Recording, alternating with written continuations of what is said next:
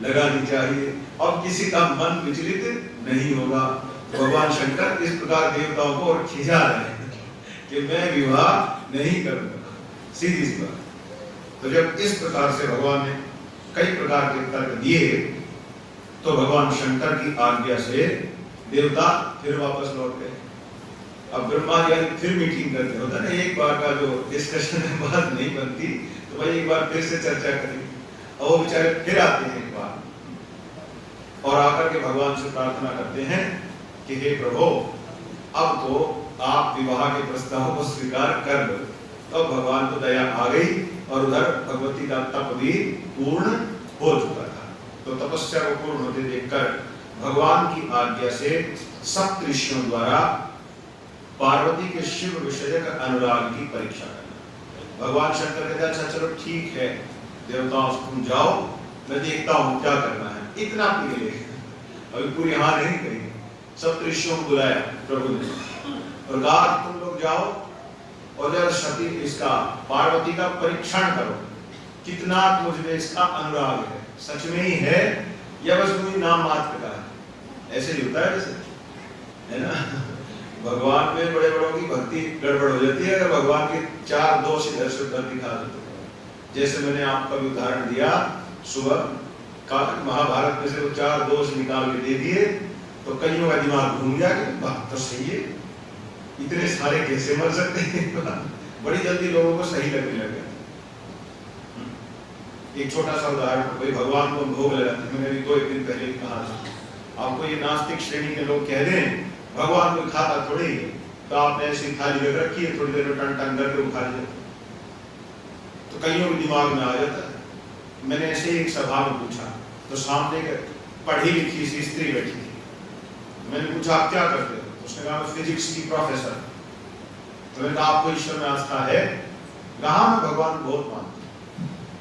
बहुत अच्छी बात है। तो मैंने उनसे पूछा आपको क्या लगता है ये जो तर्क दिया जाए, तीन थाली कर दी उठा दी, और वो थोड़ा सोच में पड़ गई और फिर सोचने के बाद उन्होंने कहा कि वैसे आचार्य की बात तो ठीक ही, हम बस थाली कर देते हैं उठा मतलब हो गई ना गड़बड़। तो इसलिए सत्संग करना पड़ता है। उसका समाधान क्या है वो मैं आप लोगों को पहले ही बता चुका हूं। तो इसी प्रकार से भगवान ने सप्तऋषियों को भेजा कि जाओ और जरा पार्वती का परीक्षण करो, मेरे प्रति कितना सच्चा प्रेम है। अब ये ऋषि लोग जाकर के जब कहेंगे कि नहीं आप किसने कह दिया कि आप शिव, अरे शिव जी को विवाह करने की होगी, कहाँ रहोगी, है कुछ ठिकाना, घर तो है भी नहीं उनके पास, तो इन्हीं पत्थर से बैठते रहते। और लड़कियां इस मामले में बड़ी गंभीर होती हैं, वो पैसा कितना होगा, माँ और बेटी बहुत चिंता होती इस बात की, जहाँ रिश्ता हो रहा है उनका इकोनॉमिकल फैक्टर जरूर ध्यान से देख। आजकल, पहले ऐसा नहीं था, पहले सज्जनता ही सबका विषय होता था। ये समाज की स्थिति है। तो भगवान शंकर की आज्ञा से सप्तऋषियों द्वारा पार्वती के शिव विषय का अनुराग की परीक्षा करना, और वो जाकर के अनेक प्रकार से शिव की निंदा करते हैं, लेकिन माता को कोई प्रभाव नहीं पड़ता। वो कहते हैं कि भगवान शंकर के पास कुछ नहीं, आप कैसे वहां सुखी रहो। उनका भगवान शंकर जहां है वहां सुख तो हो ही जाएगा। सुख कोई शिव से भिन्न तत्व का नाम है क्या? सुख तो शिव स्वरूप ही है। शिव की अनुपस्थिति में सुख नहीं होता, शिव की उपस्थिति में सुख होता है। तो भगवती के द्वारा दिए गए उत्तरों को भगवान शिव को जाकर सुनाया। किसने? सप्तऋषियों ने जाकर के सुनाया। भगवान ने सुन लिया, ठीक है आप लोग पधारे। सप्तऋषि लोग अपने स्थान पर लौट गए। पार्वती की परीक्षा के लिए भगवान शिव ने अब स्वयं ही एक जटाधारी ब्राह्मण का वेश बनाया और जाकर पार्वती के समीप फिर से कहने लगे कि शिव में भला क्या रखा है? आपको तो विष्णु जी को प्राप्त करने के लिए तप करना चाहिए, वहां वैकुंठ है। कितने ठाठ बाट है, वैकुंठ जहां कुंठा नहीं है, इसलिए उसको वैकुंठ कहते हैं। कुंठा से रहित स्थल की प्राप्ति होगी। वहां ठंड है, कैलाश पर्वत पर पड़े पड़े कौन सा सुख मिलेगा? देखिए भक्त की एक तो स्थिति होती है ना, भक्त अपने इष्ट देव में सुविधा नहीं खोजता, भक्त अपने इष्ट देव में इष्ट देव को ही खोजता कि मेरा इष्ट देव तो मिलेगा ना, बोले हाँ वो तो मिल जाएगा, तो फिर वो अभी क्या करना है? अगर राजमहलों से ही संतोष होता तो फिर पार्वती जी राजमहल में तो पहले से ही रह रही, फिर विष्णु जी को भी पाने की क्या आवश्यकता है, या किसी अन्य धनाढ़ है देवता को पाने की क्या आवश्यकता है? राजमहल तो वहां पहले से थी, विष्णु रहती, सारे सुख तो वहां पहले से थी। शिव की प्राप्ति तो आत्म साक्षात्कार, अपनी आत्मा ही तो शिव है, अपनी आत्मा को शिव रूप से प्राप्त करना है। तो भगवान ने जटाधारी ब्राह्मण के रूप में माता पार्वती के सामने शिव की निंदा की, अपने ही शिव स्वरूप की खूब निंदा की। पार्वती द्वारा भगवान शिव का गुण गाया गया। क्या आपको नहीं पता, आप व्यर्थ में ही जटाएं बढ़ाए घूम रहे थे आपको मालूम ही नहीं है कि महादेव की महिमा क्या है।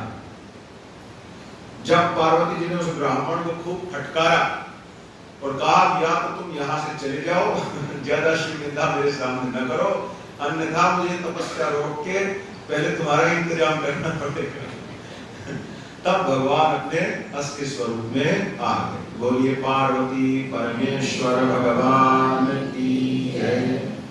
और अब शिव और पार्वती का स्वस्थ संवाद हुआ, और इस स्वस्थ संवाद में भगवान ने विवाह विषयक चर्चा की, और भगवान ने माता पार्वती की इस इच्छा के लिए हाँ कह दिया कि ठीक है मैं आपसे विवाह करूंगा।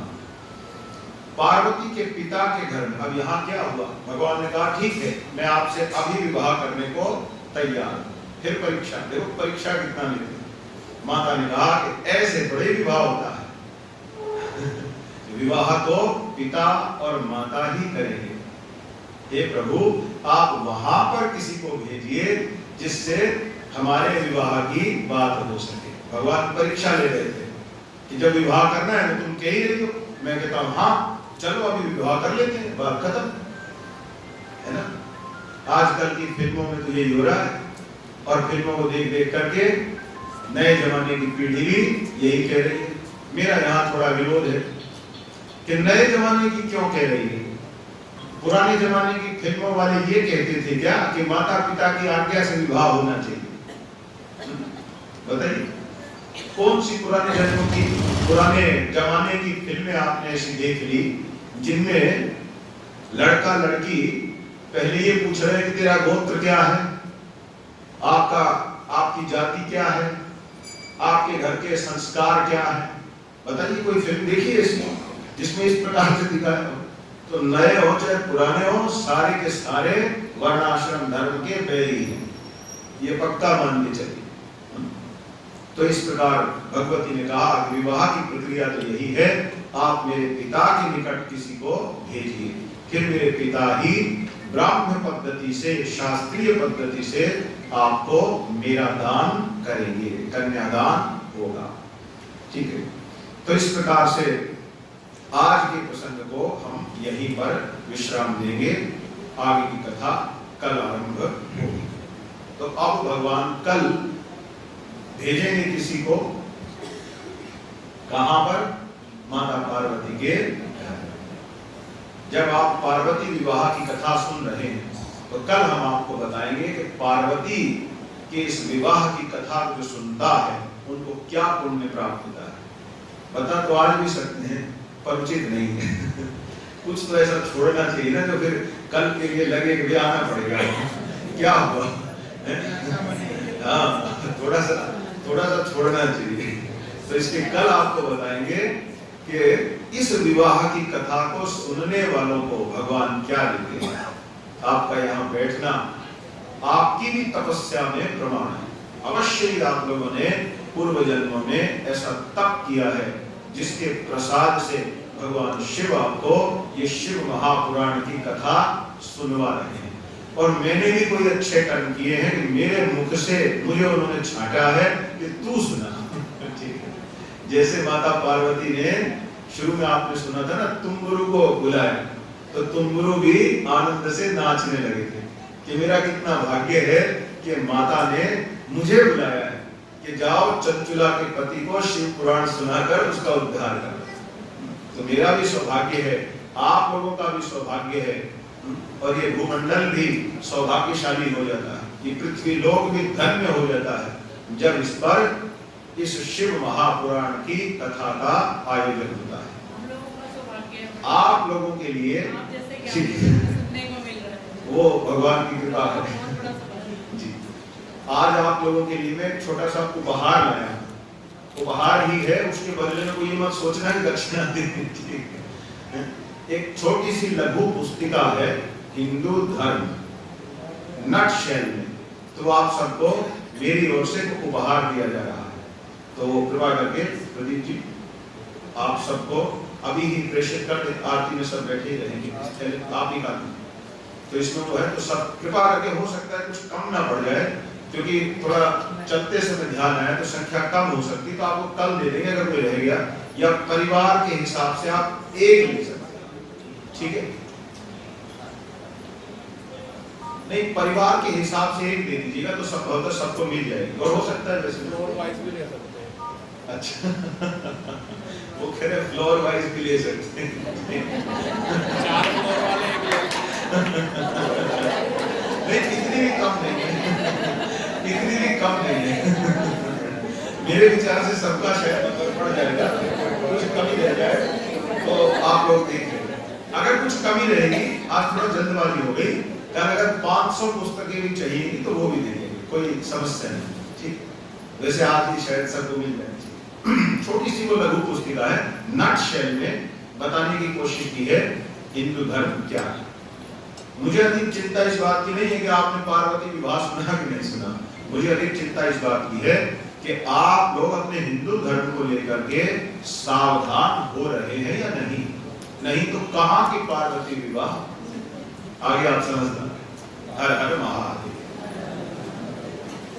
2 मिनट भगवान के नाम का संकीर्तन करेंगे, तब तक आप दे सकते हो, आप दे दो कीर्तन कर रहे हैं। अगर कुछ कम पड़ेगी, कोई रह जाए तो चिंता न करें, कल मिल जाएगी, कोई समस्या नहीं। अच्छा, तो आरंभ करते हैं। जय जय शंकर हर हर शंकर, जय जय शंकर हर हर शंकर, जय जय शंकर हर हर शंकर, जय जय शंकर हर हर शंकर, जय जय शंकर हर हर शंकर, गणपति शंकर गणपति शंकर, गणपति शंकर गणपति शंकर, पार्वती शंकर पार्वती शंकर, पार्वती शंकर पार्वती शंकर, हर हर शंकर हर हर शंकर, हर हर शंकर हर हर शंकर, हर हर शंकर हर हर शंकर,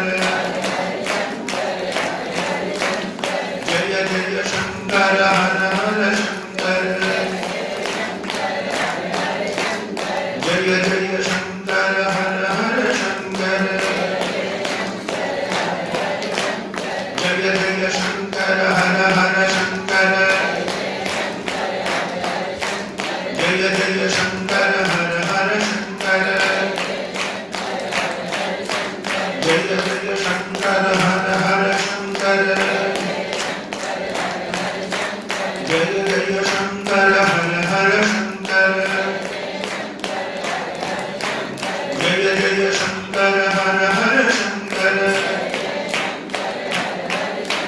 जय जय शंकर हर हर शंकर, जय जय शंकर हर जय जय शंकर हर